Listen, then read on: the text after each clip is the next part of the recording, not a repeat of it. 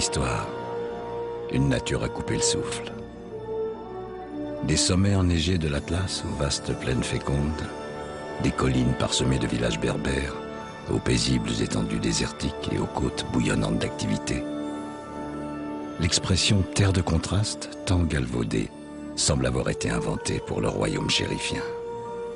Des côtes de l'Atlantique aux plages de la Méditerranée, ce pays capable de préserver son patrimoine tout en s'adaptant aux exigences de la modernité, recèle une richesse insoupçonnée, celle des hommes. Promontoire d'un immense continent, nul ne saurait dire ici si commence l'Afrique ou finit l'Europe.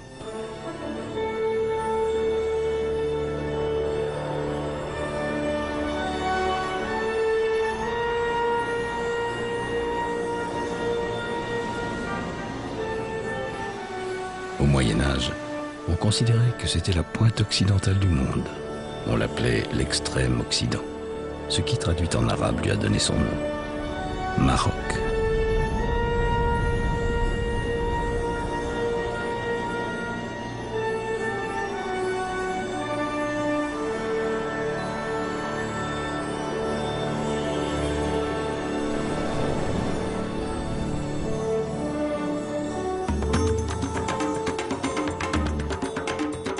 Capitale culturelle du Maroc traditionnel, Fès est la troisième ville du pays. Sa mosquée, Karaouine, siège de l'université, demeure l'un des centres intellectuels majeurs du Maghreb depuis l'époque médiévale, qui voyait les savants du monde entier affluer vers ses prestigieuses écoles de médecine, de mathématiques ou d'astronomie. Mais Fès est aussi une véritable capitale de l'artisanat, avec son industrie du cuir et la présence des plus anciennes tanneries du royaume. Celle de Chouara, établie depuis le Moyen-Âge dans la Médina, est aussi la plus grande. Ghali Rahali est maître artisan, fonction la plus élevée de la tannerie, comme son père l'était avant lui. Je vais au marché pour acheter les peaux et rien qu'au toucher, je sais immédiatement ce que je vais faire avec, quel produit je vais pouvoir créer. Et puis on se rencontre, on négocie les prix, on peut marchander.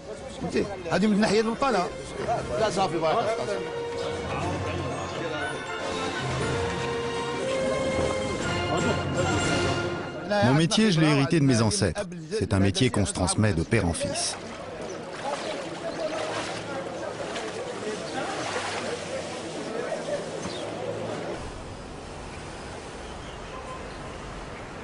Dans un premier temps, j'achète moi-même les peaux.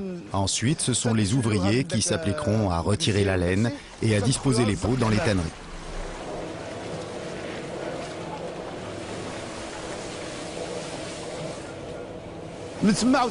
Après 3 jours de traitement, les peaux sont nettoyées avant d'être mises à sécher durant quelques temps.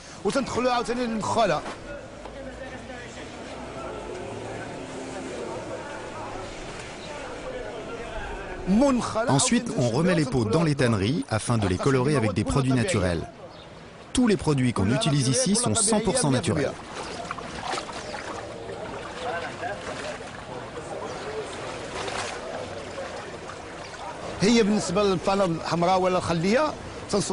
Nous utilisons un type de peau bien précis selon le produit de fabrication.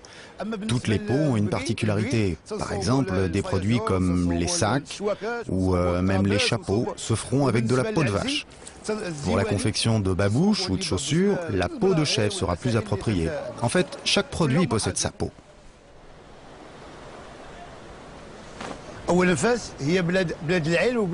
Fès, c'est la capitale culturelle du Maroc, mais elle est également reconnue comme la ville du tannage.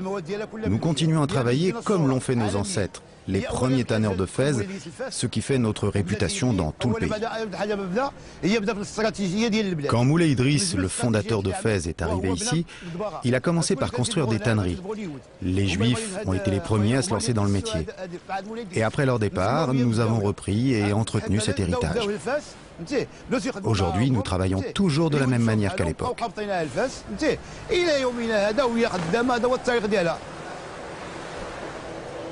Le tannage, c'est une tradition très ancienne à Fès qui continuera d'exister encore très longtemps, si Dieu le veut.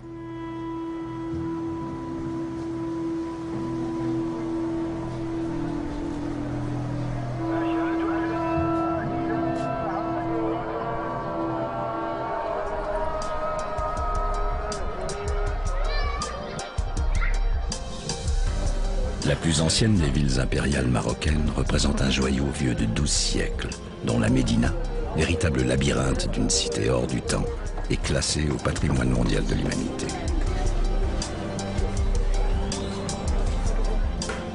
Cachés derrière des façades anonymes, on découvre des bijoux d'architecture traditionnelle, préservés, uniques, comme le palais El Mokri, l'un des plus impressionnants de Fès, resté clos pendant près d'un demi-siècle et qu'une prochaine rénovation va ressusciter. La résurrection de ce patrimoine exceptionnel, c'est le travail d'Abdelaziz El Moussaoui, architecte spécialisé dans la rénovation de Riyad, dans le respect des méthodes traditionnelles. Pour ce genre de Riyad, je ne dirais pas que la loi est draconienne, mais il faut quand même signaler que les règles sont très strictes. Il y a énormément de vigilance de la part des autorités. Par exemple, il y a le ministère de la Culture, il y a l'agence de dédensification et de réhabilitation. C'est une agence qui veille au respect de l'urbanisme de l'ancienne ville, de la ville de Fès.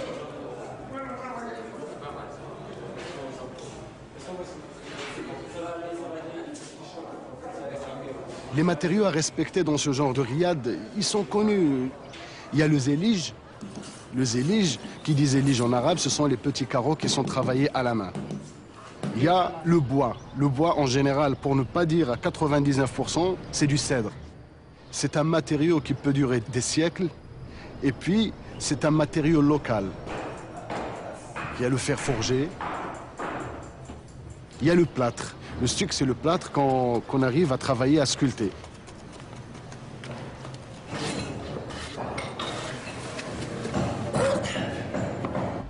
On a dû remplacer certaines pièces par d'autres pièces, mais similaires.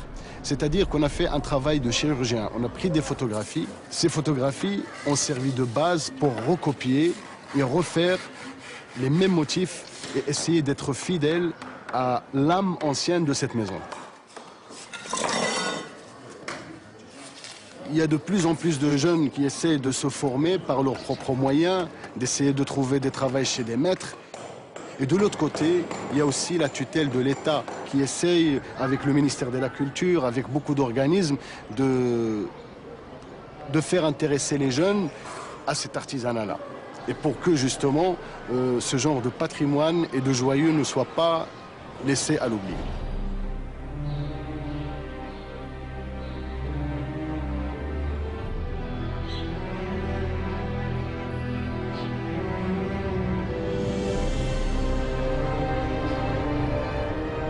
La ville de Fès a quand même une particularité par rapport aux autres villes marocaines. C'est vrai que c'est la première ville au Maroc, elle a 2 siècles d'histoire, c'est la capitale spirituelle, religieuse, cultuelle.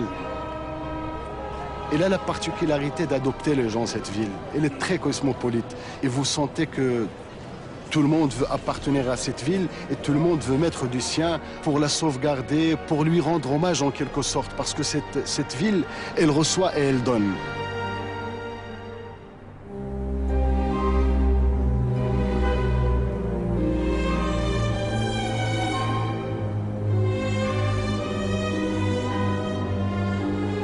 Au Maroc, l'eau reste une denrée rare qu'il faut préserver, la quasi-totalité des pluies tombant durant la courte période d'hiver. Afin de dompter cette nature capricieuse, l'immense barrage Idriss Ier, qui se dresse au nord-est de Fès, régule les apports de l'Oued tout au long de l'année et permet à lui seul d'irriguer 80 000 hectares.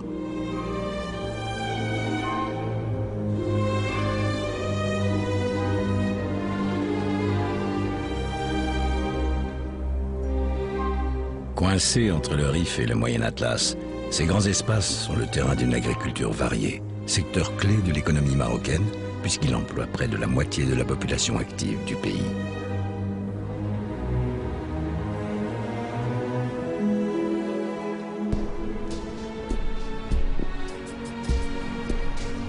Ici, la mer rencontre l'océan.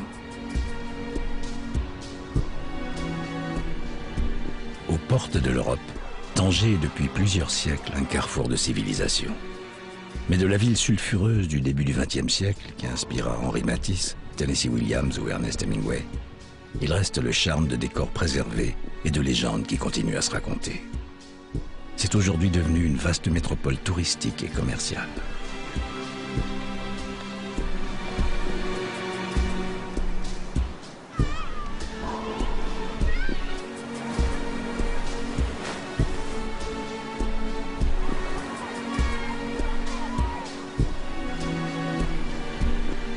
À la périphérie de la ville s'étend d'ailleurs le premier port de commerce du Maroc, à seulement 15 km des côtes espagnoles, sur le détroit de Gibraltar, la deuxième voie maritime la plus fréquentée au monde. Tanger Med, équipé d'installations flambant neuves, traite plus de 3 millions de conteneurs par an et sa capacité va plus que doubler à l'issue des travaux qui sont encore en cours. Mostafa El Mouzani est le directeur de Tanger Med. Dans tout le nord d'Afrique, c'est le nord de ces pays-là qui est développé de par sa proximité de l'Europe. C'est la rive sud de la Méditerranée. Le Maroc est le seul pays qui avait le nord du Maroc qui n'est pas aussi développé que les autres pays. Nous avions quand même pas mal de choses à rattraper pour justement arrimer, je dirais, le Maroc à l'Europe. On sait que le port le plus important du Maroc, c'est le port de Casablanca. Le port de Casablanca ne peut pas prendre les navires de grande capacité. Nous avons été jusque-là très dépendants de gros ports style Al Jazeera, Geo Tauro en Italie. Le port Tanger Med étant un port en eau profonde, nous recevons les gros porteurs directement sur Tanger Med.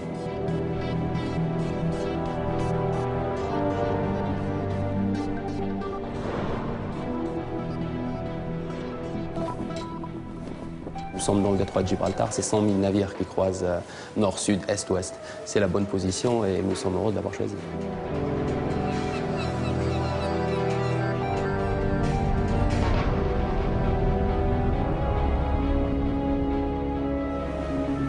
Le Maroc sait aussi profiter de sa seconde façade maritime sur l'Atlantique. Le climat y est doux. De vastes étendues de sable fin alternent avec des falaises.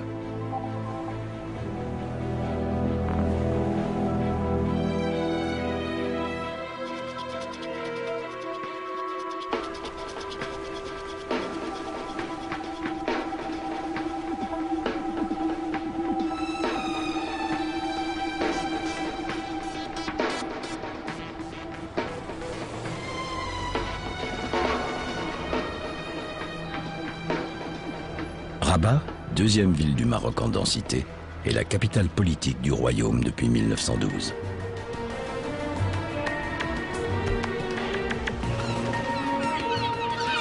Avec Salé, située sur l'autre rive du paisible fleuve Bouregreg, elle forme une agglomération en pleine mutation, puisque des travaux pharaoniques sont en cours pour permettre à Rabat d'asseoir son statut de capitale sans pour autant négliger sa richesse culturelle et patrimoniale, dont le plus bel exemple est le quartier historique de la Casbah des Oudaya.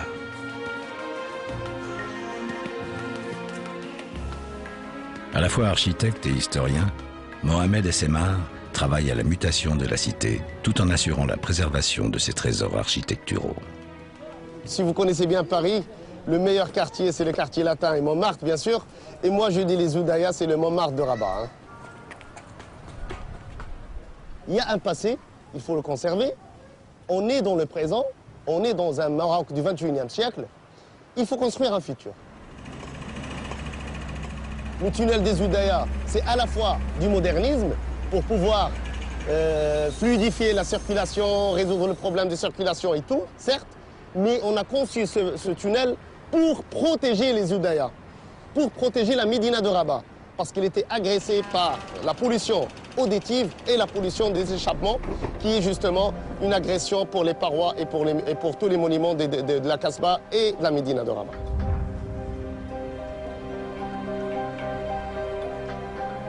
La vallée de Bouregreg et le futur projet, Inch'Allah, va représenter une colonne vertébrale de l'agglomération de Rabat Salé.